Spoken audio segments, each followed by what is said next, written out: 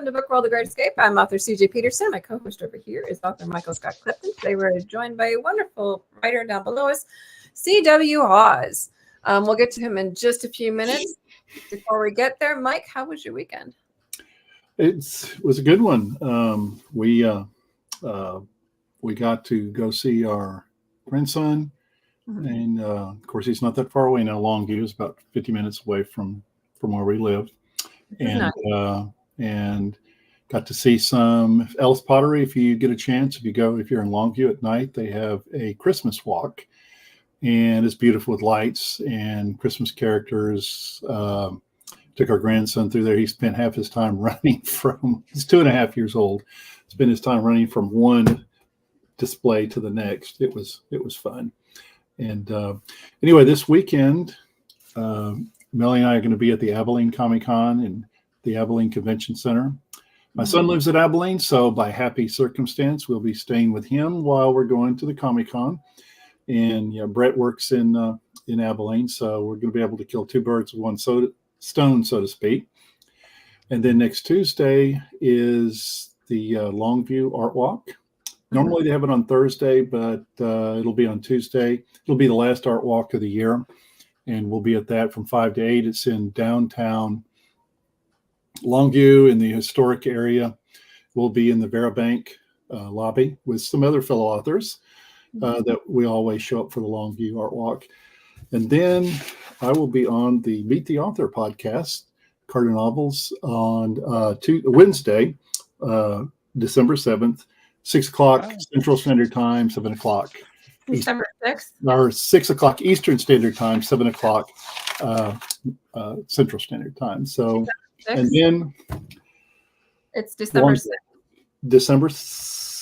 Let me make sure, December 6th. I'm sorry. You're right. It's December 6th. It's on a Wednesday.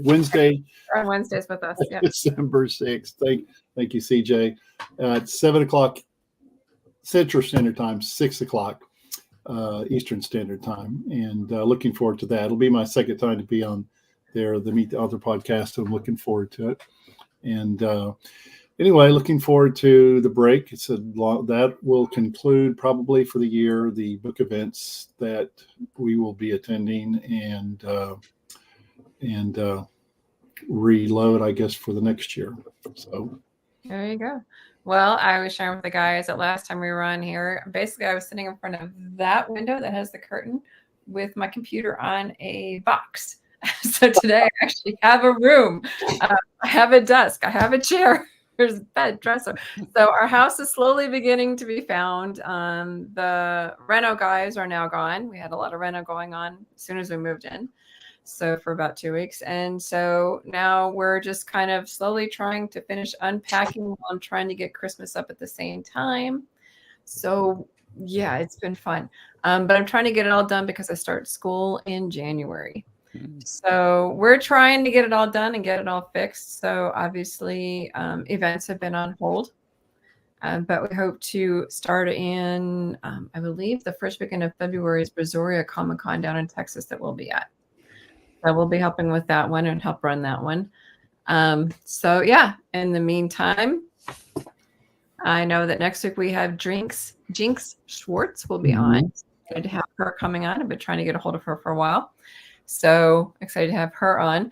She's one of your Magnolia Bluff writers. And I know that you guys are currently on tour with Lone Star Literary Life book tour. Tour. I'm a blogger for them.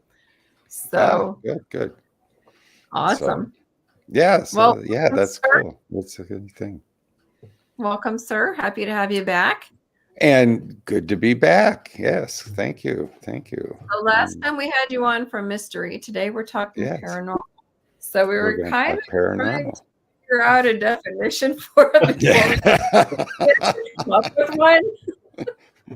So as far as I'm concerned, I don't see any difference. When I was growing orchids, there were questions over species and genus and how they were classified. And there were lumpers and splitters. The lumpers always wanted to lump everything together into big, genera, and the splitters wanted to split everything. So there were all these other ones, and there were no rhyme or reason about the whole thing, no rhyme or rules about it. So I kind of see paranormal and supernatural the same way. You're either a lumper or you're a splitter. I'm a lumper. I just lump them all together. Yeah, I mean, there were some very few not crossovers in those. I mean, you have in both, if you're going to split them, in both, you have something that isn't within our realm of reality, in our nature. So it's either supernatural, above the natural, as it were, or greater than the natural, or it's paranormal, which is about the natural or around the natural. It's, again, not really natural. So, I guess if you want to split it, fine. To me, it makes no difference either way, other than, like we were saying before, how is Amazon going to treat it when we put those keywords in there? That's the question. It's the whole Amazon question of exactly how are they going to consider it? Yeah, exactly. Today is the operative word there, because tomorrow it might be something different. They'll change it. Especially, like, I love it when they change it when you're in the middle of trying to get a series out and they've changed the things and you're trying to figure out, oh no, I did that last time. So how do I go back and change it back again to the new one? Right. No, it gets fun. It's nuts. But you've got some interesting ones. I remember reading one of them. I don't know if I can pronounce it right. The Zuvembis. Van Dyne's Zuvembis. Yes. Yes. The well, that's part of the Pierce Moston paranormal investigations series. That series came about because I was watching reruns of the X-Files.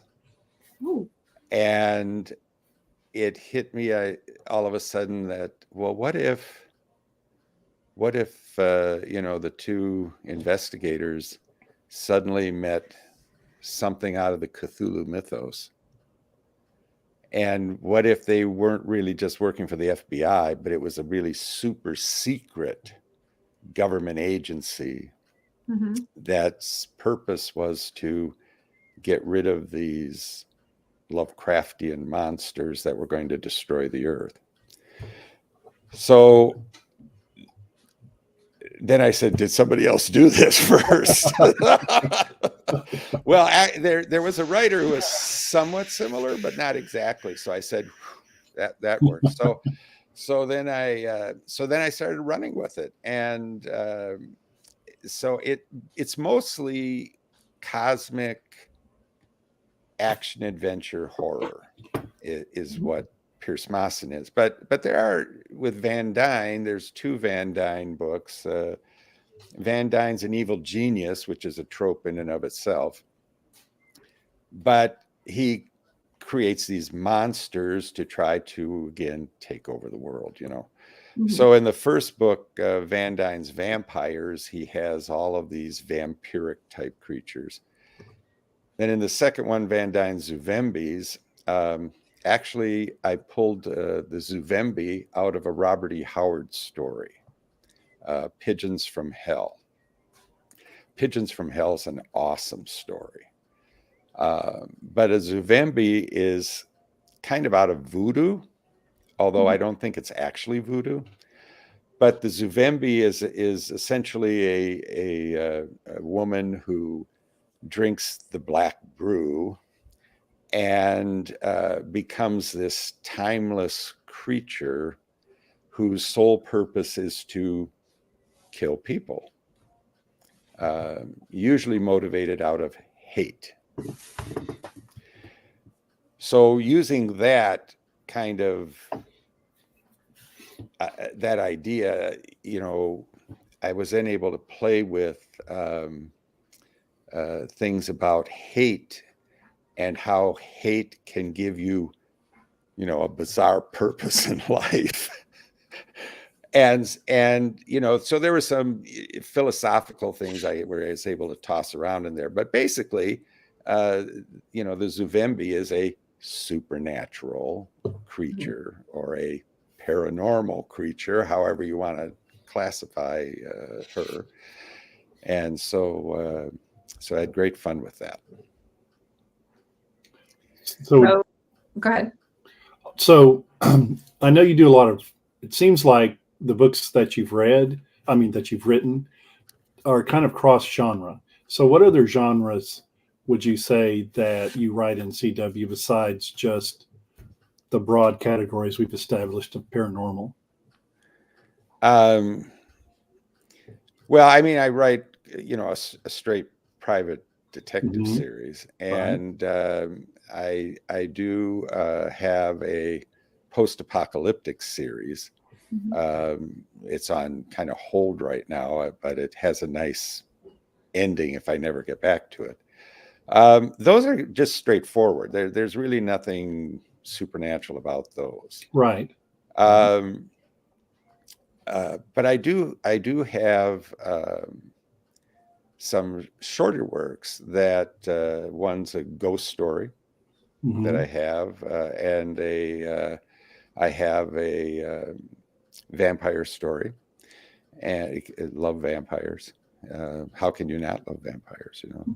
And so, and then I have a Cthulhu Mythos short story. What is that?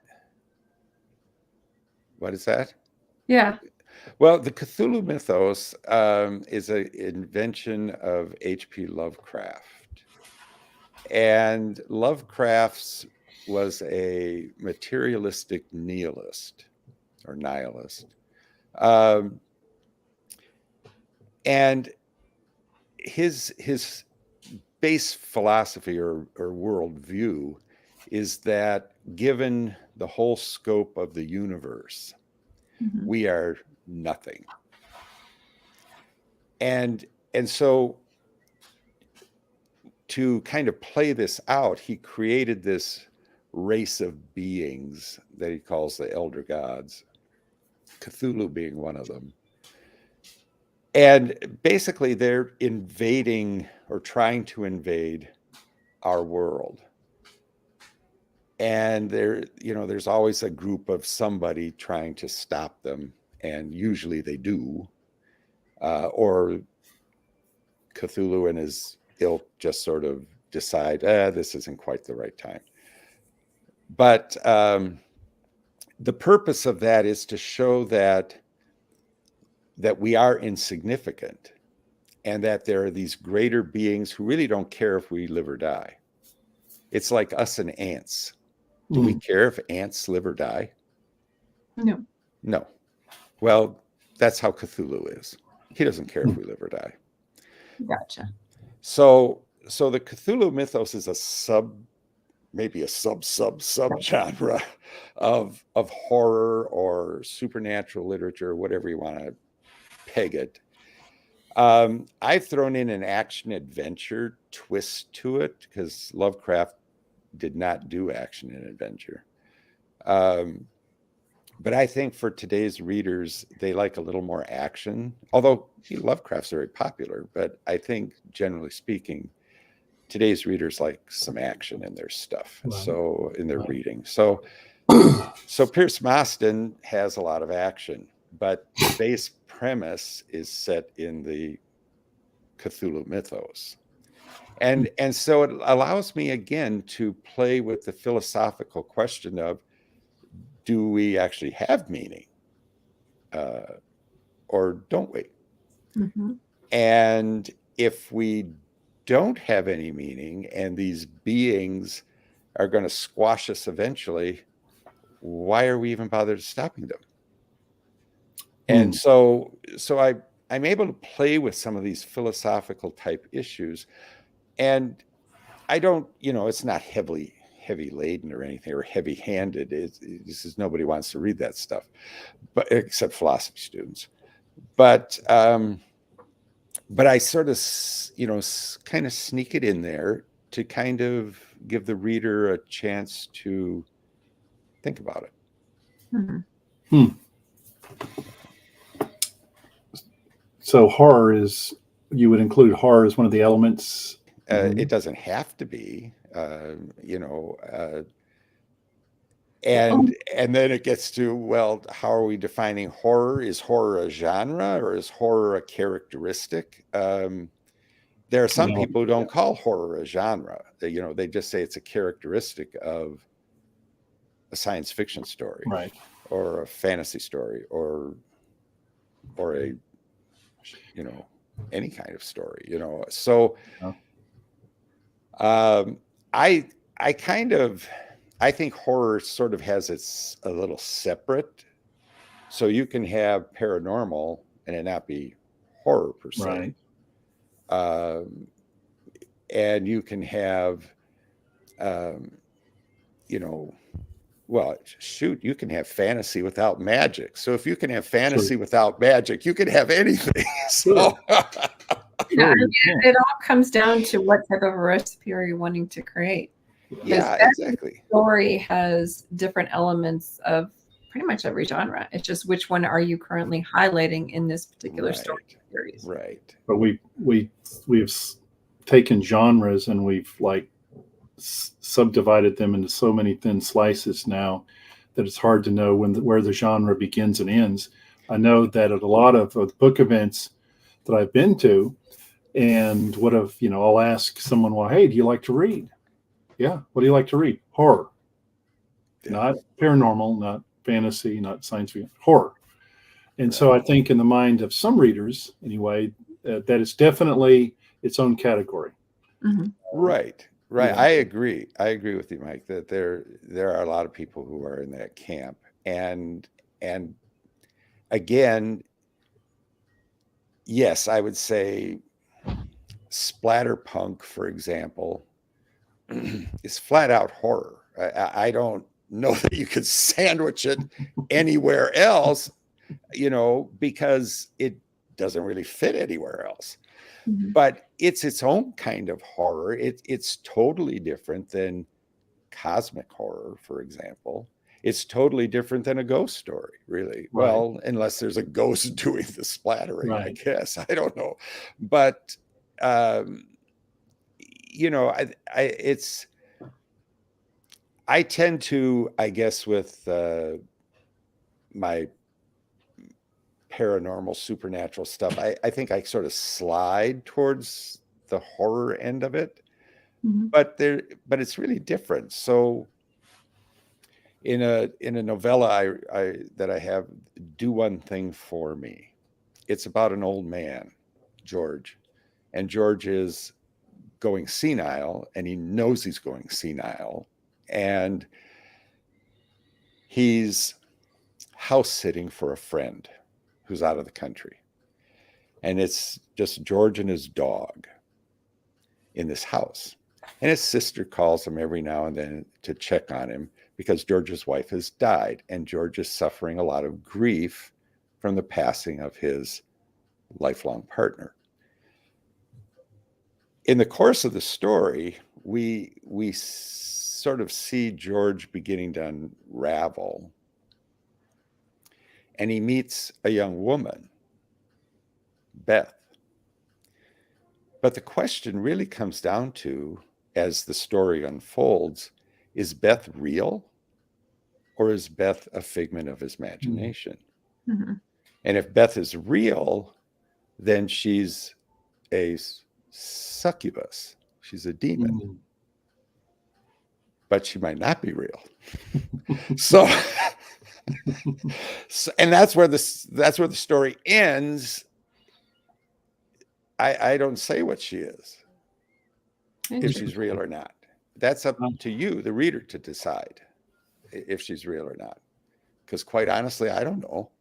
Which is funny interesting, because most authors basically tell the reader the ending point. you're letting it kind of hang and be like, I'm leaving it to the reader's imagination, which is unique. I haven't heard that before. So that's pretty cool.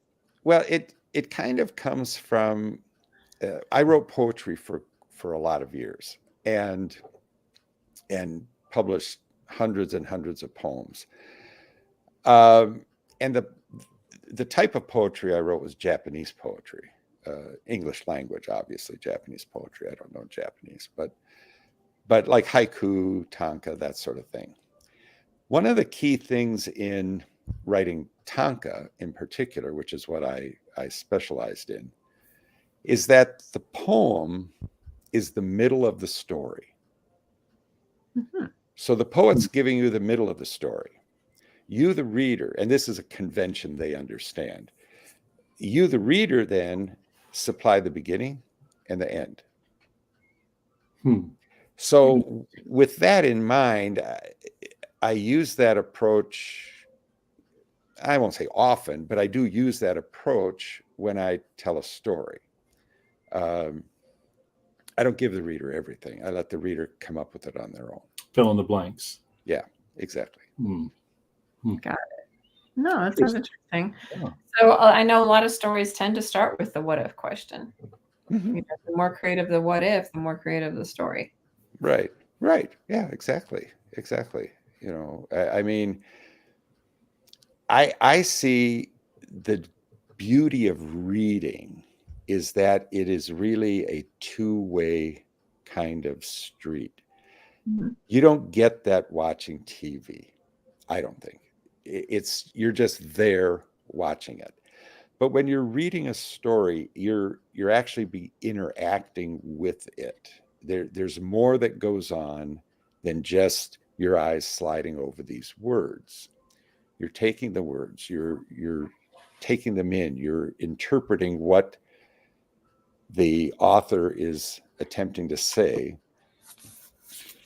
And I mean, there's a theory of language. I don't know that I necessarily fully buy it, but there is some value to it in that once you as the writer write your story and you put it out there for the public, your viewpoint no longer counts. Mm-hmm. It's the viewpoint of the reader that counts.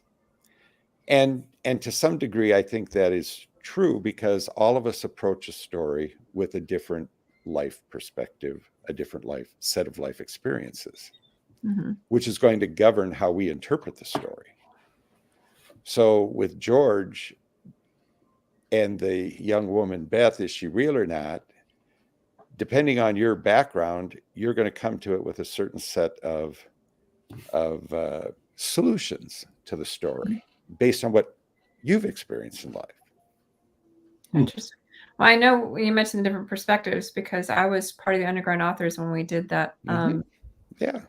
Beyond the Sea. Yeah, Beyond the Sea. Yeah. We were given just a picture. Yes. And all of us wrote a short story from just that picture, and there were totally different stories. Yes. Completely and utterly different stories. Totally. None of them overlapped. No.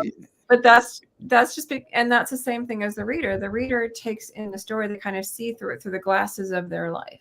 Exactly. That's exactly it, and that's why,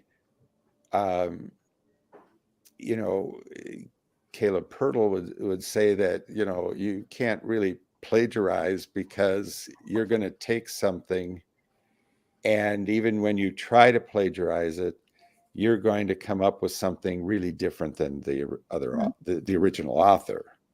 And to a large degree, I think that's true. And, you know, our anthology kind of showed that. We had a picture. We all had the same picture. There was nothing different about it for any of us.